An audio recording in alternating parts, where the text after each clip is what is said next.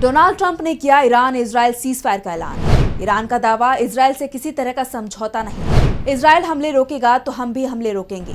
13 जून को इजरायल के हमले से शुरू हुई थी जंग। ईरान और इजरायल के बीच सीजफायर हो गया है। दोनों ही देश एक दूसरे पर हमले बंद करेंगे और इस सीजफायर का ऐलान अमेरिका के राष्ट्रपति डोनाल्ड ट्रंप ने किया है। ट्रंप भले ही सीजफायर का ऐलान कर रहे हैं, लेकिन एक बात साफ है कि सीजफायर इजरायल ने मजबूर होकर किया है, क्योंकि जिस तरह की तबाही इजरायल में मची हुई थी, उसके बाद से ही इजरायल इस जंग से बाहर निकलने की कोशिश में जुटा हुआ था। ट्रंप ने जब सीजफायर का ऐलान किया तो पहले तो ईरान ने इसे खारिज कर दिया और साफ कर दिया कि हमारी पहली शर्त की पहले इजरायल को झुकना होगा, उसके बाद ही जंग रोकी जाएगी। और अब कहा जा रहा है कि इजरायल के झुकने के बाद सीजफायर हो गया है। इजरायल तो पहले से ही हमले बंद करने को तैयार हो गया था, उसने हमले बंद भी कर दिए थे, लेकिन ईरान हमले करता रहा। और जब इजरायल ने ईरान के हमले का पलटवार नहीं किया तो ईरान की तरफ से भी साफ कर दिया गया कि हम हमले रोक रहे हैं। यानी सीजफायर नहीं हुआ है, बल्कि इजरायल की तरफ से हमले बंद कर दिए गए हैं। तो ईरान ने भी इसका जवाब देना रोका है। अगर इजरायल हमले करेगा तो ईरान उसी तरह से इजरायली शहरों को मिट्टी में मिला रहा है। वो अभियान आगे भी जारी रहेगा। यानी डोनाल्ड ट्रंप ने जो दावा किया है वो पूरी तरह से सच नहीं है। सिर्फ इजरायल के हमले बंद करने के ऐलान के बाद ईरान ने मिसाइल हमले बंद किए हैं। इससे पहले ईरान के विदेश मंत्री अब्बास अराक्ची ने रूसी राष्ट्रपति व्लादिमीर पुतिन से मुलाकात की थी और इस मुलाकात ने ही अमेरिका और इजरायल के लिए खतरे की घंटी बजा दी थी। दावे तो यहाँ तक किए जा रहे थे कि कुछ देश जो अमेरिका के विरोधी खेमे में माने जाते हैं, वो ईरान को परमाणु बम भी देने को तैयार हैं। तो रूस से हथियार मिलने के रास्ते खुल रहे थे, जिससे अमेरिका और इजरायल गहरे दबाव में चल रहे थे और दबाव बना रहे थे किसी तरह से सीजफायर हो जाए।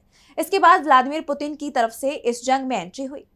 खबर यह आ रही है कि पुतिन ने ईरान के विदेश मंत्री से मुलाकात के बाद उन्हें शांति के लिए तैयार किया, लेकिन ईरान शुरुआत से ही अपने उस बयान पर कायम था कि पहले इजरायल हमले रोकेगा, वो घुटने टेकेगा, उसके बाद ही ईरान हमले बंद करेगा। इसके बाद पुतिन ने ईरान, इजरायल और अमेरिका से बात की और कुछ ही घंटों बाद सीजफायर का ऐलान हो गया। वैसे ये ऐलान भले ही डोनाल्ड ट्रंप की तरफ से किया गया है, लेकिन इस खेल में अमेरिका का बहुत बड़ा हाथ नहीं था। कतर और रूस के दबाव में ये सीजफायर हुआ है। तो कब से लागू हो रहा है सीजफायर और क्या इजरायल और ईरान आसानी से सीजफायर को हुए हैं तैयार? इसी मुद्दे पर आज हम अपनी स्पेशल रिपोर्ट में करेंगे बात। नमस्कार, मैं आंचल। सबसे पहले बात करते हैं डोनाल्ड ट्रंप के सीजफायर के ऐलान की। अमेरिका के राष्ट्रपति डोनाल्ड ट्रंप ने सीजफायर का सबसे पहले ऐलान किया। उन्होंने सोशल मीडिया ट्रुथ पर लिखा, सभी को बधाई। इजरायल और ईरान के बीच इस बात पर पूरी तरह से सहमति बन गई है कि 12 घंटे के लिए पूर्ण और समग्र युद्ध विराम होगा। अब से लगभग 6 घंटे बाद जब इजरायल और ईरान अपने अंतिम मिशनों को पूरा कर लेंगे, इसके बाद युद्ध को समाप्त माना जाएगा। ट्रंप के मुताबिक सबसे पहले ईरान युद्ध विराम की पहल करेगा, उसके बाद इजरायल इस पर अमल करेगा, जिसके बाद परिणाम स्वरूप अगले 24 घंटे के भीतर शत्रुता पूरी तरह से समाप्त हो जाएगी। आधिकारिक तौर पर ईरान युद्ध विराम की शुरुआत करेगा और 12वें घंटे तक इस पर अमल करेगा। इसके बाद इजरायल युद्ध विराम की शुरुआत करेगा और 12 घंटे तक शांत रहेगा। ऐसे में 24 घंटे के विराम के बाद 12 दिवसीय युद्ध के आधिकारिक अंत को दुनिया सलाम करेगी। प्रत्येक युद्ध विराम के दौरान दूसरा पक्ष शांतिपूर्ण और सम्मानजनक बना रहेगा, इस धारणा पर कि सब कुछ वैसा ही काम करेगा जैसा होना चाहिए। जो होगा, मैं दोनों देशों इजरायल और ईरान को 12 दिवसीय युद्ध कहे जाने वाले संघर्ष को समाप्त करने के लिए सहन शक्ति, साहस और बुद्धिमत्ता रखने के लिए बधाई देना चाहता हूं। ये एक ऐसा युद्ध है जो वर्षों तक चल सकता था और पूरे मध्य पूर्व को नष्ट कर सकता था, लेकिन ऐसा नहीं हुआ और कभी नहीं होगा। इसके आगे ट्रंप ने कहा, इजरायल और ईरान करीब एक साथ मेरे पास आए और कहा, शांति। मुझे पता था कि अब वक्त आ गया है। दुनिया और मिडिल ईस्ट ही असली विजेता है। दोनों राष्ट्र अपने भविष्य में जबरदस्त प्रेम, शांति और समृद्धि देखेंगे। उन्हें बहुत कुछ हासिल करना है और फिर भी अगर वो धर्म और सत्य के मार्ग से भटक गए तो उन्हें बहुत कुछ खोना पड़ेगा। इजरायल और ईरान का मुस्तकबिल असीमित है और महान वादों से भरा हुआ है। ईश्वर आप दोनों को आशीर्वाद दे। ट्रंप के ऐलान के बाद ईरान के supreme leader Ayatollah Ali Khamenei ने अंग्रेजी और हिंदी में ट्वीट किए। खामेनेई ने लिखा, जो लोग ईरान के इतिहास और कौम से वाकिफ हैं, वो जानते हैं कि ईरानी कौम कभी शिकस्त तस्लीम नहीं करती। खामेनेई ने फारसी में भी एक ट्वीट किया, जिसमें उन्होंने कहा कि हमने किसी को नुकसान नहीं पहुंचाया और हम किसी भी परिस्थिति में किसी से कोई उत्पीड़न स्वीकार नहीं करेंगे और हम किसी के उत्पीड़न के आगे नहीं झुकेंगे।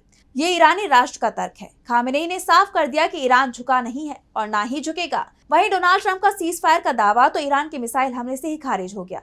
ट्रंप का दावा था कि पहले ईरान हमले रोकेगा, उसके 12 घंटे बाद इजरायल हमले बंद करेगा, लेकिन ईरान शुरुआत से ही साफ कर चुका था कि जंग इजरायल ने शुरू की है, उसे ईरान समाप्त करेगा और वो भी दुश्मन यानी अमेरिका और इजरायल को बड़ा नुकसान पहुंचाने के बाद। इजराइल के विदेश मंत्री अब्बास अराक्ची ने भी ये साफ कर दिया कि हमारा इजराइल से कोई समझौता नहीं हुआ है। ईरान पहले ही अपने दावे पर कायम है कि पहले इजराइल को हमले बंद करने होंगे, उसके बाद ईरान इस पर कोई फैसला करेगा। ईरानी विदेश मंत्री ने कहा, अभी तक किसी भी युद्ध विराम या सैन्य अभियानों को रोकने पर कोई समझौता नहीं हुआ है। हालांकि बशर्ते कि इजरायली शासन ईरानी लोगों के खिलाफ अपने अवैध आक्रमण को तेहरान समय के अनुसार सुबह 4 बजे से पहले बंद कर दे, उसके बाद हमारा जवाबी कार्रवाई जारी रखने का कोई इरादा नहीं है। हमारे सैन्य अभियानों को रोकने पर अंतिम निर्णय बाद में लिया जाएगा। इसके साथ ही ईरान के विदेश मंत्री ने आगे कहा कि इजराइल को उसके आक्रमण के लिए दंडित करने के लिए हमारे शक्तिशाली सशस्त्र बलों के सैन्य अभियान सुबह 4 बजे तक जारी रहे। सभी ईरानियों के साथ मैं अपने बहादुर सशस्त्र बलों को धन्यवाद देता हूं, जो अपने खून की आखिरी बूंद तक हमारे प्यारे देश की रक्षा के लिए तैयार रहते हैं और जिन्होंने दुश्मन के किसी भी हमले का आखिरी मिनट तक जवाब दिया। ईरान की तरफ से जिस तरह से पलटवार किया जा रहा है, उससे एक बात तो साफ हो गई है कि जो ट्रंप दावा कर रहे हैं वो पूरी तरह से सही नहीं है। ट्रंप के सीज फायर के ऐलान के बाद से ईरान ने इजराइल पर 6 बार बैलिस्टिक मिसाइलों से हमला किया है। टाइम्स ऑफ इजराइल की रिपोर्ट के मुताबिक एक मिसाइल बीरशेबा शहर में एक इमारत पर गिरी। मेडिकल टीम ने बताया कि 4 लोगों की जान चली गई, जबकि कई घायल हुए। यानी ईरान ने साफ कर दिया कि वो झुका नहीं है। पहले उसने अमेरिका के सैन्य बेस पर हमला किया। ट्रंप ने जब सीज फायर का ऐलान किया तो उसे ईरान ने गलत बताते हुए साफ कर दिया कि सीज फायर नहीं, इजराइल को घुटने टेकने होंगे, उसे हमले बंद करने होंगे। पहले ईरान हमले बंद नहीं करेगा और ट्रंप के ऐलान के बाद ईरान ने इजराइल पर हमला कर दिया, जबकि इजराइल की तरफ से ईरान के हमले का पलटवार नहीं किया गया है। फिलहाल खबर ये आ रही है कि इजरायली हमले के बाद अब ईरान ने भी इजराइल पर हमले बंद कर दिए हैं। लेकिन जो बात जंग के पहले ही दिन से ईरान के सुप्रीम लीडर खामेनेई कह रहे थे, ईरान आखिरी समय तक उसी पर अड़ा रहा और जंग को ईरान की शर्तों पर ही रोका जा रहा है। ऐसे में सबसे बड़ा सवाल तो यही उठ रहा है कि इजराइल और अमेरिका ने जो जंग ईरान पर थोपी थी, उससे उसे क्या फायदा हुआ, क्योंकि ईरान की तरफ से अब जो शर्तें रखी गई हैं, उसके बाद ये माना जा रहा है कि आने वाले वक्त में ईरान को इस जंग का फायदा मिलेगा। इस जंग के बाद अमेरिका और इजराइल ने ऐलान किया था कि खामेनेई के शासन का अब अंत हो गया है, लेकिन ईरान में खामेनेई का समर्थन कम होने की जगह बढ़ गया है। आज पूरा ईरान खामेनेई के साथ खड़ा हुआ है, तो दूसरी तरफ इजराइल में जिस तरह से तबाही मची है, उससे इजरायली पीएम नेतन्याहू की लोकप्रियता में गिरावट आई है। सीजफायर के बाद नेतन्याहू के खिलाफ अब जनता के साथ विपक्षी दल भी मोर्चा खोलने को तैयार है। यानी जंग में अमेरिका और इजराइल को हार मिली है, तो वहीं ईरान इस जंग में विजेता बनकर निकला है। इस जंग के बाद ये भी कहा जा रहा है कि नाटो का भी पतन हो गया है, क्योंकि जंग में नाटो का साथ अमेरिका को नहीं मिला।